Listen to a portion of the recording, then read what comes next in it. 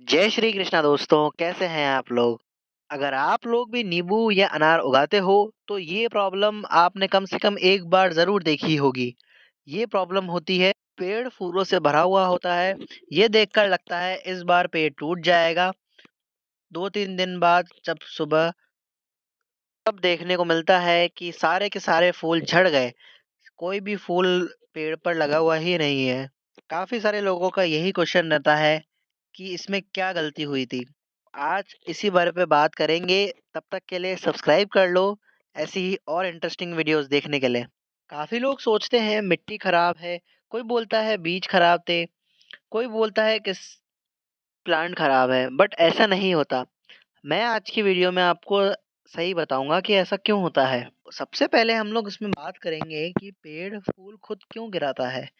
सबसे पहले हमें ये देखना है पेड़ ज़िंदा होता है, काफ़ी स्मार्ट होता है। जो लेमन और अनार के पेड़ होते हैं, वो अपने कैपेसिटी के हिसाब से फूल को फल में बदलते हैं। अगर पेड़ को लगता है कि जो इसमें न्यूट्रिएंट्स हैं वो कम हैं, पानी सही नहीं है, मौसम सपोर्ट नहीं करेगा, तो पेड़ अपने आप एक्स्ट्रा फूल जो होते हैं उन्हें गिरा देता है। इससे पेड़ अपनी एनर्जी बचाता है ताकि जो फल बने वो सही क्वालिटी के बने, सही साइज़ रहे। यह एक नेचुरल प्रोसेस है, ये कोई डिज़ीज़ नहीं है। इस प्रोसेस से पेड़ अपनी स्ट्रेंथ बचाता है ताकि बाकी फूल जो बन जाएं वो क्वालिटी वाइज बहुत अच्छे हों। इसलिए इनिशियल जो फ्रूट ड्रॉप होती है ये हमेशा डिजीज़ या डेफिशिएंसी कम नहीं होती। थोड़ा बहुत ड्रॉप होना तो इसमें बिल्कुल नेचुरल है। प्रॉब्लम तब होती है जब काफ़ी सारे फूल इसमें गिर जाएं। अब दूसरी जो बात होती है वो होती है नाइट्रोजन इम्बैलेंस। फूल गिरने का एक बड़ा रीज़न ये होता है कि जो यूरिया लोग डालते हैं या नाइट्रोजन जो ज़्यादा हो जाती है, उससे जो ग्रोथ होती है वो काफ़ी कम हो जाती है। ज़्यादा यूरिया देने से पेड़ वेजिटेटिव ग्रोथ पर चला जाता है, पत्ती का साइज़ बड़ा होता जाता है, हरी और चमकदार हो जाती है, तना भी हेल्दी दिखता है। लेकिन फ्लावरिंग स्टेज पे पेड़ को ज़्यादा नाइट्रोजन नहीं चाहिए होती। इस स्टेज पर नाइट्रोजन फूल को कमज़ोर बना देता है। कमज़ोर फूल थोड़े से स्ट्रेस में भी गिर जाते हैं, चाहे स्ट्रेस पानी का हो या फिर मौसम का।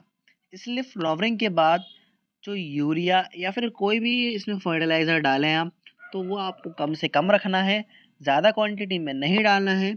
बैलेंस न्यूट्रिएंट्स बेस्ट रहते हैं।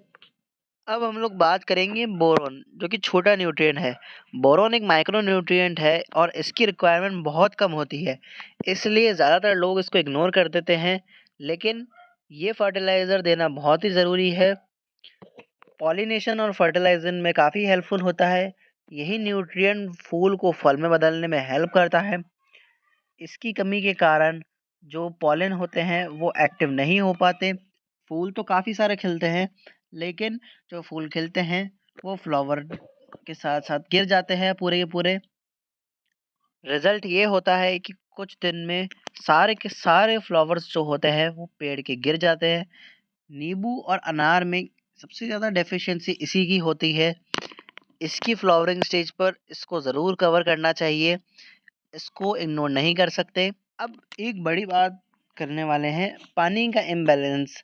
जो पानी का जो मैनेजमेंट है वो फूल गिरने में बहुत बड़ा रोल प्ले करता है। ऐसा क्यों? क्योंकि पानी जो होता है उस अगर ज़्यादा चले गया तो उससे सारे फ्लावर ड्रॉप हो जाते हैं। अगर कम मिला तो फ्लावर फ्रूट में कन्वर्ट ही नहीं होंगे, और होंगे तो वो सारे के सारे ख़राब हो रहेंगे। पानी कम होने पर रूट स्ट्रेस में आ जाती है और पेड़ सर्वाइवल मोड में चला जाता है। इसी तरह ज़्यादा तो पानी देने पर रूट सफोकेट होने लगती है और न्यूट्रिएंट अपटेक डिस्टर्ब हो जाता है। दोनों ही कंडीशन में पेड़ फूल गिराना शुरू कर देता है। इसीलिए पानी देने का जो डिसीज़न है वो डेट या रूटीन पर नहीं, मिट्टी का मॉइस्चर देखकर देना चाहिए। मिट्टी अंदर से हल्की सी गीली होनी चाहिए। जब भी आप अगली बार पानी दें तो इसमें चेक करें, ऊपर की 2 से 3 इंचेस की लेयर अगर ड्राई हो तभी इसमें पानी डालना है, वरना नहीं डालना है। मिट्टी अंदर से हल्की गीली रहनी चाहिए। पूरी की पूरी अगर रहेगी ज़्यादा गीली, फ्लावर ड्रॉप रहेगा। तेज़ गर्मी, लू या अचानक बारिश के बाद फूल गिरना बढ़ जाता है। जो टेम्परेचर का डायरेक्ट इफेक्ट होता है वो फ्लावरिंग पर दिखता है। पेड़ ऐसी कंडीशन में फ्रूट डेवलपमेंट को रिस्की मानता है और फूल ड्रॉप कर देता है। इसलिए स्प्रे टाइमिंग बहुत इंपॉर्टेंट हो जाती है। गलत टाइम पर स्प्रे करने से फायदे की जगह नुकसान हो जाते हैं। हमेशा जब भी पानी डालें तो सुबह या फिर शाम को स्प्रे करें, जब टेम्परेचर नॉर्मल हो और हवा तेज ना चल रही हो। और इसको ऐसी जगह रखना है जहाँ पर इसे ज़्यादा से ज़्यादा सनलाइट मिले, काफ़ी देर तक ये सनलाइट में रहे। आप चाहें तो इससे दीवार के पास भी रख सकते हैं। उससे जो हवा होगी वो इतनी तेज़ नहीं आएगी। इससे जो फ्लावर है वो फ्रूट में चांसेस कन्वर्ट होने के चांसेस काफ़ी ज़्यादा बढ़ जाते हैं। कि अब बात करने वाले हैं हम लोग कीड़े जो क्लियरली नहीं दिखते। इसमें सबसे कॉमन अटैक्स होता है थ्रिप्स, एफिड्स और वाइट फ्लाइज का। फ्लावरिंग स्टेज पे मेजर पेस्ट्स आते ही हैं। ये कीड़े फूल का जूस चूसते रहते हैं और पॉलन को डैमेज करते रहते हैं। ज़्यादा केसेस में जो नॉर्मल लोग होते हैं वो नीम ऑयल का स्प्रे करते हैं, बट नीम ऑयल का स्प्रे काफ़ी ज़्यादा स्प्रे करना पड़ता है तब जाके वो रिमूव होते हैं। इससे आप एक काम कर सकते हैं, जो कीड़े आ चुके हैं एफिड्स थ्रिप्स छोटे छोटे, उनको आप मैनुअली भी हटा सकते हैं। उससे जल्दी हट जाएंगे और पानी देने के टाइम पर भी आप उन पे डायरेक्ट स्प्रे कर सकते हैं। उससे अगर तेज़ प्रेशर होगा तो काफ़ी सारे जो कीड़े होते हैं वो चले जाएंगे। फ्लावरिंग के टाइम पे लाइट और सेफ इंसेक्ट मैनेजमेंट बहुत ज़रूरी है। हम लोग बात करने वाले हैं पॉलिनेशन इशू, जो कि टेरेस गार्डन में काफ़ी सारे लोगों को देखने को मिलता है। पॉलिनेशन ज़्यादातर फ्लावरिंग प्लांट्स में बहुत ज़रूरी होता है। ओपन फील्ड में तो हवा और इंसेक्ट्स पॉलिनेट कर देते हैं, लेकिन टेरेस पर एनवायरनमेंट थोड़ा क्लोज्ड होता है, इसीलिए पॉलिनेशन साइकिल वीक हो जाती है। कई बार फूल बिल्कुल हेल्दी होता है, कोई कीड़ा नहीं, कोई डेफिशिएंसी नहीं, लेकिन फिर भी फूल गिर जाते हैं क्योंकि पॉलन ट्रांसफ़र ही नहीं हो पाता। नींबू और अनार जैसे प्लांट्स में सेल्फ पॉलिनेशन होती है, लेकिन उसके लिए भी थोड़ा ही हवा का मूवमेंट बहुत ज़रूरी होता है या इंसेक्ट एक्टिविटी भी चाहिए होती है। टेरेस गार्डन पर अगर हवा बिल्कुल नहीं चल रही या बीज आना कम हो गई है तो फ्लावर ड्रॉप बढ़ जाता है।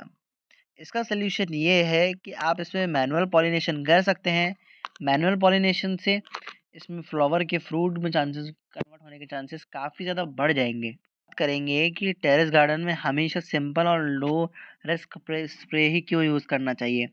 गमले में मिट्टी कम होती है, इसलिए स्ट्रॉन्ग या रिपीटेड स्प्रे करना गलत है। अगर फ्लावरिंग अच्छी है और फूल गिर रहे हैं तो एक लाइट बैलेंस स्प्रे होना चाहिए। 15 लीटर पानी में आप चाहें तो वर्मी कंपोस्ट मिक्स करके उसे भी स्प्रे कर सकते हैं छान करके। अगर आपको ऐसा नहीं करना है तो आप इसमें डायरेक्ट भी दे सकते हैं। अगर आप स्प्रे कर रहे हैं तो हमेशा सुबह या शाम को करना है। अगर तेज़ हवाओं में किया तो तेज़ हवाओं में कोई असर नहीं होगा। अब बात करते हैं लास्ट पॉइंट की सबसे मेजर चीज़ की क्या होती है। टेरेस गार्डन पे जो पॉट्स होते हैं उनमें लिमिटेड रूट स्पेस होती है, तो इसलिए हीट, वाटर इम्बैलेंस और न्यूट्रिशन गैप सब मिलकर इफ़ेक्ट डालते हैं। इससे होता क्या है कि प्लांट स्ट्रेस में आ जाता है और सारे जितने भी फ्लावर्स होते हैं उन्हें गिराता रहता है।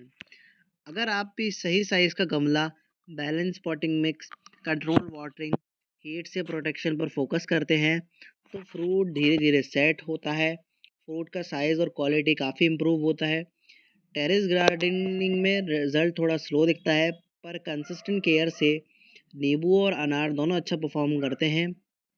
अगर आप भी ऐसे ही और गार्डनिंग टिप्स देखना चाहते हैं तो सब्सक्राइब कीजिए। ऐसे ही फ्रूट प्लांट्स लगाते रहिए। मिलते हैं नेक्स्ट किसी वीडियो में, तब तक के लिए हैप्पी गार्डनिंग।